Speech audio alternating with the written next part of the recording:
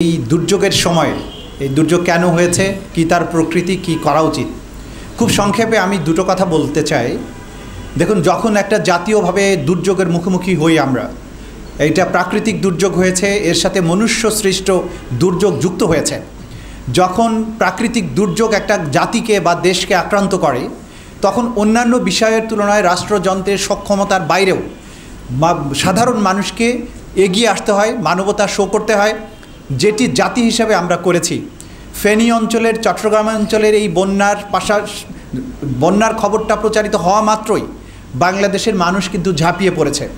আমরা খুব সম্প্রতি একটা গণতান্ত্রিক অভ্যুত্থান, গণ অভ্যুত্থান মধ্য দিয়ে বাংলাদেশ একটা নতুন স্বাধীনতা পেয়েছে।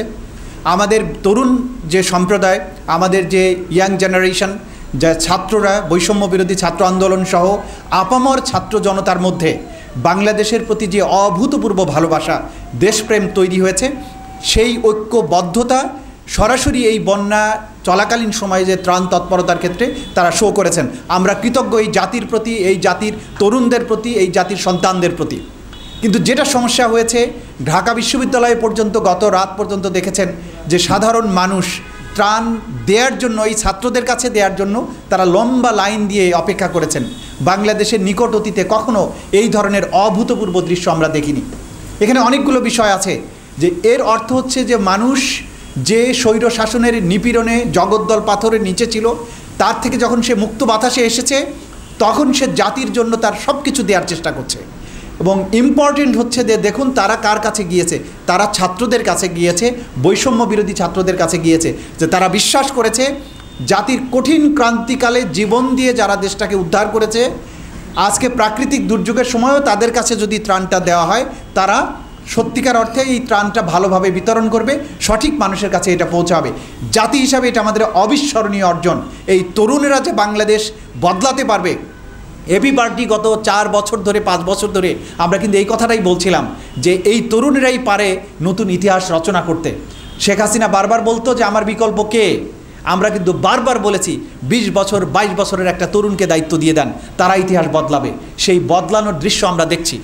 প্রিয় ভাই এবং বন্ধুগণ, ত্রাণ বিতরণের সময়, প্রাকৃতিক দুর্যোগের সময় সমন্বয়টা অসম্ভব গুরুত্বপূর্ণ। আমাদের একটা ভঙ্গুর প্রশাসন এই মুহূর্তে আছে, কারণ আগের স্বৈর শাসন থেকে ট্রান্সফরমেশনেরই পর্ব চলছে, ট্রানজিশনের পিরিয়ডটা চলছে। জেলা প্রশাসকের কাছে আজকে ভোরবেলায় আমার নিজের ছেলে সহ তারা একটা ট্রাক নিয়ে গিয়েছে, ত্রাণ বিতরণের গিয়ে ফেনী শহরে গিয়ে দেখছে যে পানি নেমে গেছে। রেস্কিউ করার জন্য যে সমস্ত ম্যাটেরিয়ালস তারা নিয়ে গেছে, সেগুলো আর ব্যবহার করার দরকার হচ্ছে না। তখন জেলা প্রশাসককে অ্যাপ্রোচ করেছে যে এই ত্রাণগুলো আমরা কোথায় দেব। বলছে আমাদের এখানে এত ত্রাণ আছে, আমরা কোথায় দিব আমরা জানি না। দেখেন, that is the failure of the district administration. তারা এটাকে নিয়ে যে রিমোট এরিয়ায়, যেখানে সাধারণ ত্রাণ তৎপরতা যারা চালাচ্ছেন, যারা যেতে পারছেন না, তাদের কাছ থেকে নিয়ে তাদের উচিত ছিল সেনাবাহিনীর ব্যবস্থাপনায় সেখানে পৌঁছানো, সেটা কিন্তু তারা করতে পারেননি। এই বিষয়গুলো ইতিমধ্যে বলা হয়েছে। আমরা এখন দাবি জানাচ্ছি যে অনেকেই হয়তো কিছু কিছু বিষয় আমাদের একটু দৃষ্টি আকর্ষণ করতে চাই। অনেকেই ত্রাণ দেওয়ার জন্য ধরেন 50,000 ট্রাক ভাড়া করে, 60,000 টাকা নৌকা ভাড়া করে, সব মিলিয়ে 50,000 টাকা বা 20,000 টাকা ত্রাণ নিয়ে যাচ্ছেন। এগুলো কিন্তু আলটিমেট রেজাল্ট দিচ্ছে না। হয়তো দেখা যাচ্ছে আপনার যাতায়াতের জন্য 1 লাখ টাকা খরচ হয়েছে, আপনি ত্রাণ দিতে পেরেছেন নিজেরা 50,000 টাকার।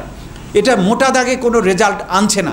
সবারই আবেগ আছে, আপনারা যেতে চান, এটা ঠিক, কিন্তু আমরা অনুরোধ করব যে যারা ত্রাণ দিতে চান, বিশেষ করে বিভিন্ন সংস্থা, বিভিন্ন কোম্পানি বা বিভিন্ন অর্গানাইজেশন, তারা সরকারের সহযোগিতায়, সেনাবাহিনীর সহযোগিতায় এবং ছাত্রদের সহযোগিতায় তাদের কাছে ত্রাণটা পৌঁছান।